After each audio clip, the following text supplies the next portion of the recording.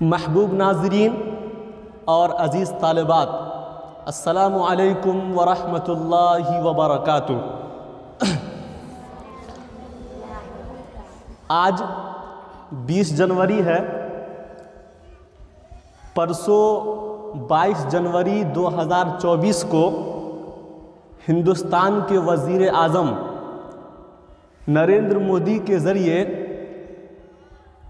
رام مندر کا افتتاح ہونے جا رہا ہے، اور یہ رام مندر، یہ تصویر جو نظر آ رہی ہے آپ کو، یہ ہے رام مندر۔ یہ مسجد ہے بابری مسجد، جسے توڑ کر رام مندر جو ہے بنائی جا رہی ہے۔ تو اس مسجد کو کس نے تعمیر کروائی اور یہ کب تعمیر ہوئی تھی، یہ مسجد کہاں بنائی گئی ہے، اور کن لوگوں نے اس مسجد کو توڑا ہے اور کیوں؟ یہ بابری مسجد کی ایک تاریخ ہے۔ اس تاریخ کو مختصر طور پر میں نے یہاں لکھنے کی کوشش کی ہے، اور کوشش کروں گا کہ میں آپ تمام سامعین و سامعات کو بتاؤں اس کی تاریخ، تاکہ ہر بچہ اس سے واقف ہو اور آنے والی نسل کو بھی بتائے، یہ ضروری ہے۔ تو یہ بابری مسجد تاریخ کے آئینے میں 1528 عیسوی میں مغل سلطنت کے بادشاہ، غور سے سنیں گے، دھیان سے، توجہ کے ساتھ، 1528 عیسوی میں مغل سلطنت کے بادشاہ محمد ظہیر الدین بابر رحمۃ اللہ علیہ نے اودھ کے گورنر میر باقی اصفہانی رحمۃ اللہ علیہ کی نگرانی میں صوبہ اتر پردیش کے ضلع فیض آباد کے گاؤں ایودھیا میں بابری مسجد تعمیر کروائی۔ اس کے بعد 1855 عیسوی میں جب انگریز ہندوستان پر قابض ہو رہے تھے تو ان کے خلاف ہندو مسلم متحد ہو رہے تھے۔ اس وقت انگریزوں نے ایک نجومی کے ذریعے ایک کہانی گڑوائی کہ شری رام چندر جی کا جنم استھان یعنی جائے پیدائش اور سیتا کی رسوئی یعنی باورچی خانہ بابری مسجد کے احاطے میں ہے۔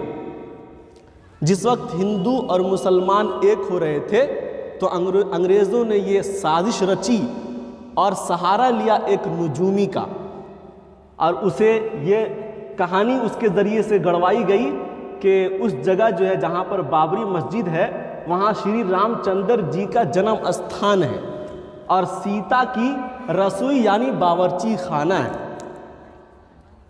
اس لیے ہندوؤں نے اس مقام پر پوجا کرنا چاہا۔ یہیں سے اختلاف شروع ہو گیا۔ بابری مسجد کا جو اختلاف شروع ہوا تھا وہ تو مسجد تھی۔ 16 دسمبر 1949 عیسوی کو بابری مسجد میں آخری نماز پڑھی گئی ہے۔ 1949 عیسوی میں ہندوستان کی آزادی کے محض 2 سال کے بعد، یعنی 22 اور 23 دسمبر کی درمیانی رات میں، جمعرات اور جمعہ کے درمیانی والی رات میں، ایودھیا کے ہنومان گڑھی مندر کے مہنت ابھے رام داس نے اپنے کچھ چیلوں کے ساتھ مسجد میں گھس کر محراب کے اندر ایک مورتی رکھ دی۔ یہ پوری سازش چل رہی اور پلاننگ کے ساتھ یہ کام ہو رہا تھا۔ 29 دسمبر 1949 عیسوی ہی میں اس عمارت کو سرکاری تحویل میں لے لیا گیا۔ بہت ساری سازشوں کے بعد اور آپس میں تنازع پیدا ہونے کے بعد سرکار نے اپنے تحویل میں اس مسجد کو لے لیا۔ بہانہ کیا بنایا؟ امن کا بہانہ بنا کر، تاکہ دونوں فریق کے درمیان تنازع نہ ہو، کشیدگی پیدا نہ ہو، آپس میں جھڑپ اور لڑائی نہ ہو، تو امن کا بہانہ بنا کر دفعہ 140 کے تحت مسجد میں مسلمانوں کے داخلے پر پابندی عائد کر دی اور مسجد میں تالا لگوا دیا۔ مسجد کا مطلب بابری مسجد، یہ تصویر نظر آ رہی ہے، یہ بابری مسجد ہے۔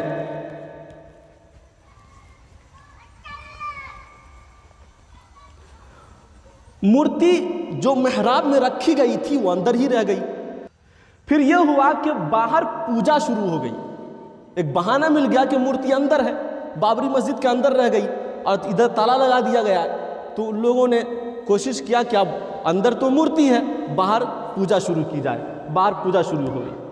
اب وہاں یہ ہوا کہ مسلمان نماز پڑھنے سے محروم ہو گئے۔ جب باہر پوجا شروع ہو گئی تو پھر مسلمان کہاں نماز پڑھیں گے؟ وہاں جائیں گے، آپس میں لڑائی ہوگی، تنازع پیدا ہوگا۔ 19 جنوری 1950 عیسوی کو باضابطہ طور پر جج نے مورتی کی پوجا کی اجازت بھی دے دی۔ ایک تو یوں ہی کر رہے تھے وہ پوشیدہ طور پر اور قصداً ارادتاً وہ کر رہے تھے وہ پوجا، لیکن باضابطہ طور پر جج نے اجازت دے دی ہے 19 جنوری 1950 عیسوی کو۔ یہ تاریخ ہے، اس تاریخ کو ذہن و دماغ میں محفوظ رکھنے کی ضرورت ہے۔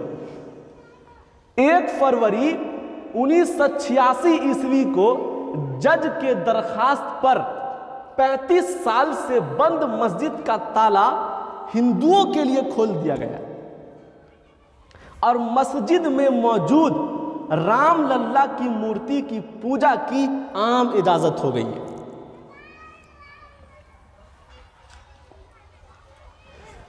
1989 عیسوی میں وزیر اعظم راجیو گاندھی کی اجازت سے، اس وقت راجیو گاندھی وزیر اعظم تھے، وشو ہندو پریشد نے، ایک تنظیم ہے یہ، ہندوؤں کی ایک تنظیم ہے، وشو ہندو پریشد نے مسجد سے ملحقہ زمین پر، مسجد کے آس پاس کی جو زمین تھی ملی تھی، رام مندر کی بنیاد رکھ دی۔ مسجد ابھی موجود ہے، اس کے باوجود وہاں رام مندر کی بنیاد رکھ دی گئی ہے۔ یہ وزیر اعظم راجیو گاندھی کی اجازت سے ہوا تھا۔ 25 ستمبر 1990 عیسوی کو بی جے پی کے صدر لال کرشن اڈوانی نے گجرات سے اتر پردیش کے ایودھیا تک ایک رتھ یاترا نکالی، جس کے بعد ملک بھر میں بڑے پیمانے پر فرقہ وارانہ فسادات ہوئے۔ یہ رتھ یاترا جو نکالی گئی تھی راستہ ہموار کرنے کے لیے، تاکہ مسجد کو منہدم کیا جائے اور اس کے بعد رام مندر کی تعمیر ہو، مکمل طور پر وہاں پر تعمیر ہو، بنائی جائے۔ 1991 عیسوی میں اتر پردیش میں بی جے پی کی حکومت بنی۔ ہندوؤں نے اس موقع کا خوب فائدہ اٹھایا۔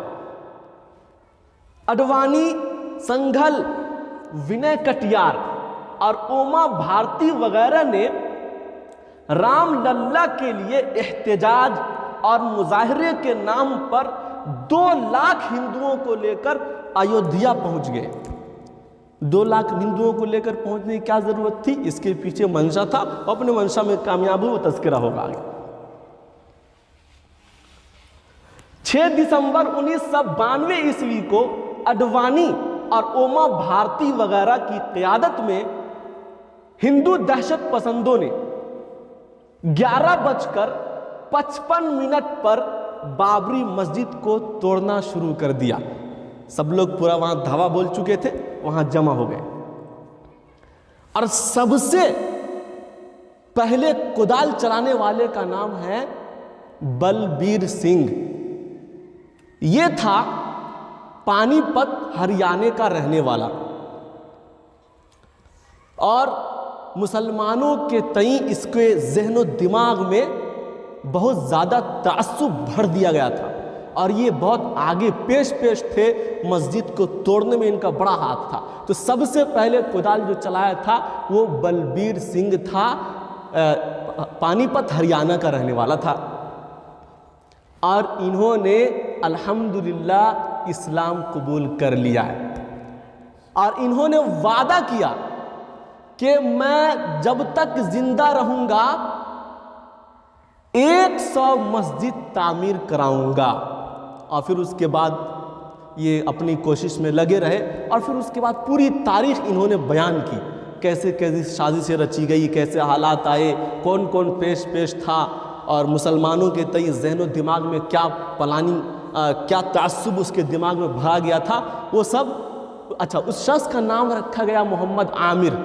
کیا نام رکھا گیا؟ محمد عامر۔ اس کی پوری انٹرویو سوشل میڈیا پہ موجود ہے، اس کے بعد انشاءاللہ ہم دکھائیں گے اس شخص کو اور اس کی انٹرویو بھی سنائیں گے، اور بابری مسجد کے وقت میں جو آمد و رفت جو ہو رہی تھی، وہاں پر فوج بھی موجود تھی، تمام لوگ موجود تھے، اس وقت کی بھی تصویر ہم آپ کو دکھائیں گے سوشل میڈیا پر اس کے بعد۔ شام 4 بجے تک پوری مسجد مسمار کر دیا، ختم۔ 464 سالہ قدیم تاریخی مسجد زمیں بوس ہو گئی۔ وہاں موجود تمام مسلح فوج تماشا دیکھتی رہی۔ وہاں موجود فوج تھی، ہر طرف مسجد کے چاروں طرف فوج لگائی گئی تھی، لیکن اس کے باوجود فوجوں نے کوئی کام نہیں کیا۔ فوج اگر چاہتی تو اپنے ارادے سے تمام لوگوں کو وہاں سے بھگا سکتی تھی، لڑ سکتی تھی، گولی چلا سکتی تھی، لیکن وہاں ایسا ہوا نہیں۔ فوج دیکھتی کی دیکھتی تماشا رہ گئی، یہاں تک کہ بعض فوج تو وہاں سے بھاگ گئی اس دہشت کو دیکھ کر کے اور لوگوں کے ہجوم کو دیکھ کر کے۔ لیکن میں نہیں سمجھتا ہوں کہ فوج اگر چاہ لے اور لوگ حملہ کر دیں، ایسا نہیں ہو سکتا۔ وہاں موجود تمام مسلح فوج تماشا دیکھتی رہی۔ یہ دن ہندوستان کا سیاہ ترین دن تھا، اسے بلیک ڈے بھی بولتے ہیں۔ پھر کئی مقامات پر فسادات ہوئے، مسجد جب توڑی گئی کئی مقامات پر فسادات ہوئے، آپس میں جھڑپیں ہوئی، لڑائی، جن میں 13,000 سے زائد مسلمانوں کو شہید کیا گیا۔ 30 ستمبر 2010 عیسوی کو الہ آباد ہائی کورٹ نے فیصلہ سنایا، جس کے پیش نظر متنازع مقام کو 3 حصوں میں تقسیم کر دیا گیا۔ وہ بابری مسجد کی جو زمین تھی، اس تمام زمین کو 3 حصوں میں تقسیم کر دیا گیا۔ ایک حصہ نرموہی اکھاڑا کو دیا گیا، ایک حصہ سنی وقف بورڈ کے نام کیا گیا، اور ایک حصہ ہندوؤں کو دے دیا گیا۔ لیکن اس میں تو زیادہ تر حصہ جو ملا وہ ہندوؤں کے قبضے میں گیا تھا۔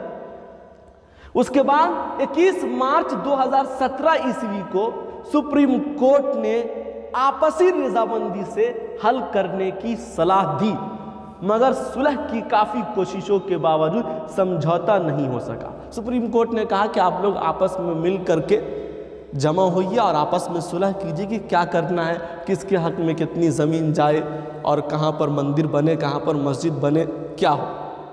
لیکن چونکہ یہ زمین مسجد کی تھی تو اس میں سمجھوتا کا کوئی مسئلہ ہی نہیں تھا، سمجھوتا نام کیوں آئے گا بھائی۔ 27 ستمبر 2018 عیسوی کو عدالت نے فیصلہ سنایا کہ مسجد اسلام کا لازمی جزو نہیں ہے، لازمی حصہ نہیں ہے۔ یہ آہستہ آہستہ آہستہ فیصلے میں تبدیلی آتی گئی۔ 16 اکتوبر 2019 عیسوی کو سپریم کورٹ کی طرف سے یہ فیصلہ سنایا گیا کہ بابری مسجد کے مقام پر رام مندر تعمیر کے لیے اراضی ٹرسٹ کو سونپ دی جائے، جو زمینیں ہیں وہ ٹرسٹ کو سونپ دی جائے، اور حکومت اس ٹرسٹ کو تشکیل دے۔ اس کے علاوہ متبادل کے طور پر سنی وقف بورڈ کو کسی دوسرے مقام پر مسجد تعمیر کے لیے زمین دے دی جائے۔ الٹا چور کوتوال کو ڈانٹے، یہ والا مسئلہ ہو گیا، مجھے ایسا لگتا ہے۔ اب بات ہوگی کہ سپریم کورٹ کا جو فیصلہ آیا، اس فیصلے کے بعد بھی زمین دے دی گئی، یہ بہت حیرانی کی بات ہے۔ سپریم کورٹ کے جو فیصلے ہوئے ہیں وہ 10 نکات یاد رکھنے کی ضرورت ہے، یاد رکھنے کی ضرورت ہے، اپنی نسل کو بتانے کی ضرورت ہے، اپنے بچے اور بچیوں کو بتانے کی ضرورت ہے۔ انشاءاللہ وقت آنے پر یہ کام آئے گا۔ حکومتیں بدلتی ہیں، حالات بدلتے ہیں، آج ان کا وقت ہے تو رام مندر، کل ہمارا وقت ہوگا تو پھر بابری مسجد۔ انشاءاللہ وہ 10 نکات کیا ہیں وہ میں بتا رہا ہوں. سپریم کورٹ کے 10 نکات انہوں نے کیا کہا ہے بابری مسجد کے متعلق. جب کیس لڑا گیا، لمبا زمانہ لگا کیس لڑنے میں، تو اس میں جو فیصلے آئے ہیں اور وہ محفوظ کر لیا گیا. اس فیصلے کو، فیصلے میں مانا گیا ہے، سپریم کورٹ کے فیصلے میں مانا گیا ہے کہ میر باقی نے 1528 عیسوی میں بابری مسجد بنوائی. یہ سپریم کورٹ نے مانا اس کو. فیصلے میں کہا گیا کہ بابری مسجد 1857 سے 1949 تک مسلمانوں کے قبضے میں اور استعمال میں رہی ہے. پھر زمین دوسرے گروہ کو کیسے؟ یہ سپریم کورٹ کا فیصلہ ہے.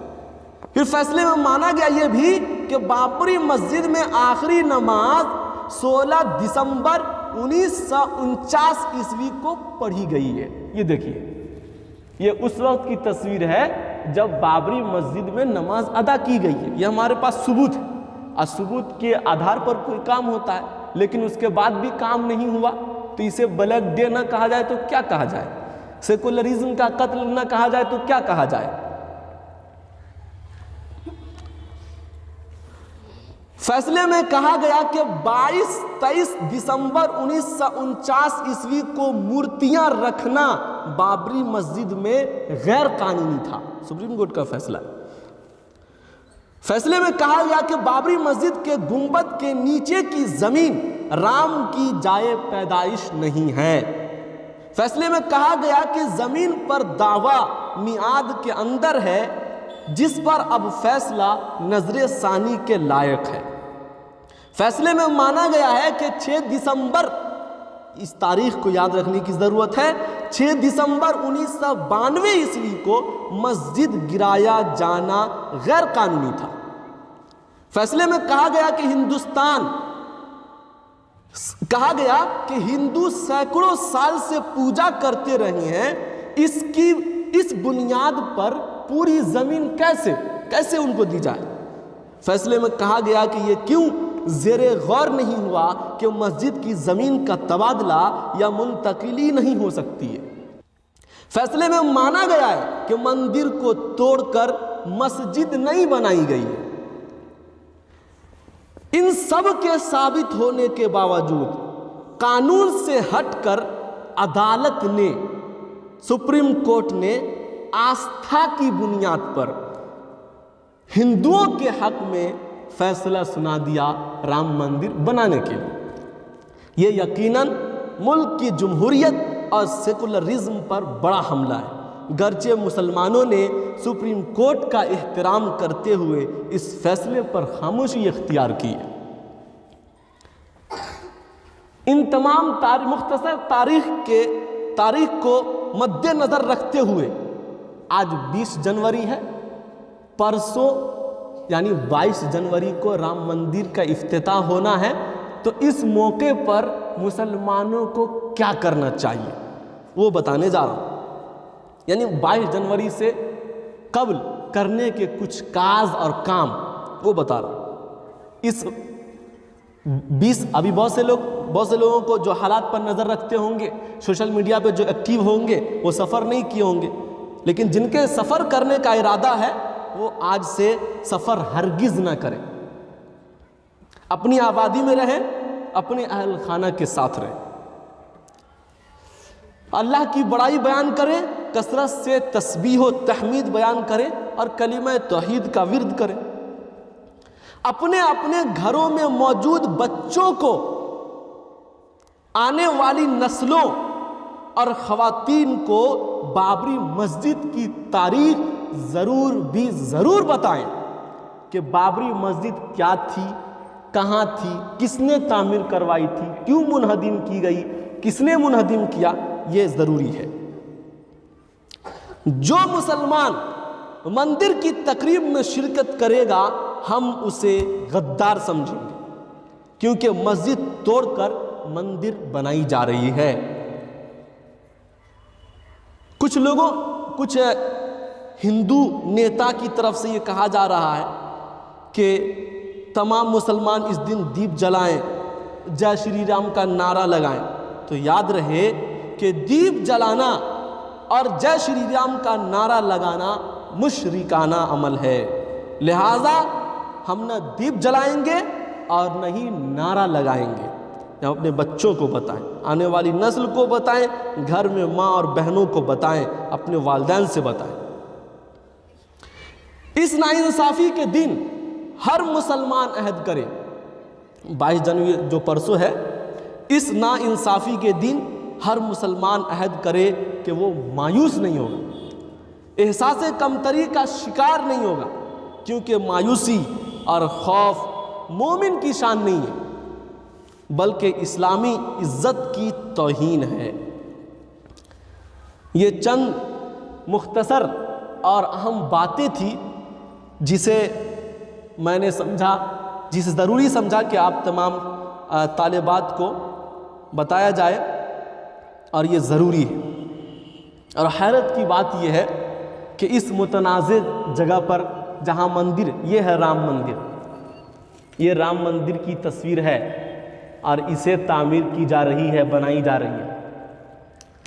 یہ مسجد بابری مسجد ہے، اس کے بعد نماز پڑھنے کی تصویر ہے، اور یہ دیکھیے، یہ شدت پسندوں کا حال دیکھیے، یہ گنبد پر چڑھ کر کے توڑ رہے ہیں مسجد کو۔ یہ چاروں طرف دیکھیے، یہ شدت پسند لوگ ہیں۔ اور بتایا کہ یہ مسجد جو ہے 3 گنبد پر مشتمل ہے۔ کتنے گنبد پر؟ 3 گنبد پر مشتمل ہے۔ درمیانی گنبد بڑا سا ہے، دائیں اور بائیں والا گنبد چھوٹا سا ہے۔ اس مسجد کے اندرونی حصے میں 3 صف ہیں، ایک صف میں 120 نمازی پڑھ سکتے ہیں نماز، اور باہر جو صحن مسجد کا صحن کا حصہ ہے اس میں 4 صف ہیں۔ کل ملا کر کے 850 مصلیان اس میں نماز پڑھ سکتے ہیں۔ تو یہ مسجد بابری مسجد منہدم کر دی گئی، جو ہمارے لیے بہت ہی افسوس کا مقام ہے۔ انشاءاللہ ایک وقت آئے گا کہ ہم انشاءاللہ اسی مقام پر ہم لوگ، ہماری آنے والی نسل جسے تاریخ یاد رہے گی، اس جگہ مسجد تعمیر کریں گے انشاءاللہ۔ ہاں، تو یہ ہمارے لیے بہت ضروری ہے کہ اپنے بچوں کو، آنے والی نسل کو گھر میں، محلے میں، علاقے میں بابری مسجد، اپنی تاریخ کا یاد رکھنا بہت ضروری ہے۔ جو قوم اپنی تاریخ کو بھلا دیتی ہے وہ غار میں ڈلی جاتی ہے، پیچھے کی طرف چلی جاتی ہے۔ تو یہ بہت قیمتی معلومات تھی۔ انشاءاللہ امید ہے کہ آپ تمام حضرات اسے یاد رکھیں گے، اور ہم اپنے محبوب ناظرین سے بھی درخواست کریں گے کہ بابری مسجد کی تاریخ جو ابھی مختصر روشنی ڈالی گئی ہے، آپ اپنے بچوں کو بتائیں، کوشش کریں اس ویڈیو کو زیادہ سے زیادہ شیئر کریں، اس کو فارورڈ کریں تاکہ لوگوں کو معلومات ہو، اپنی تاریخ سے واقفیت ہو۔ اپنا وقت ضائع کرتے ہیں، برباد کرتے ہیں، لہو و لعب میں صرف کرتے ہیں۔ یہ عہد کریں، آج کے دن تمام مسلمانوں کو عہد کرنا چاہیے کہ اپنی نسل کو ایجوکیٹ کریں گے، اپنے بچوں کو تعلیم دیں گے، معاشرے کے ماحول کو ٹھیک کریں گے، اپنے گاؤں میں، اپنے علاقے میں لائبریری تعمیر کریں گے، اپنے بچوں کو موبائل نہ دے کر کے کتاب دیں گے۔ یہ تمام لوگوں کو بتایا جائے، اپنے گھر میں بتایا جائے، یہ ضروری ہے۔ ایجوکیشن کے بغیر کوئی چارہ نہیں ہے۔ اللہ تبارک و تعالی ہم تمام لوگوں کو بابری مسجد کی تاریخ یاد رکھنے کی توفیق نصیب فرمائے، اور آنے والے وقت کے لیے لائحہ عمل بنانے کی توفیق نصیب فرمائے۔ وآخر دعوانا ان الحمد للہ رب العالمین۔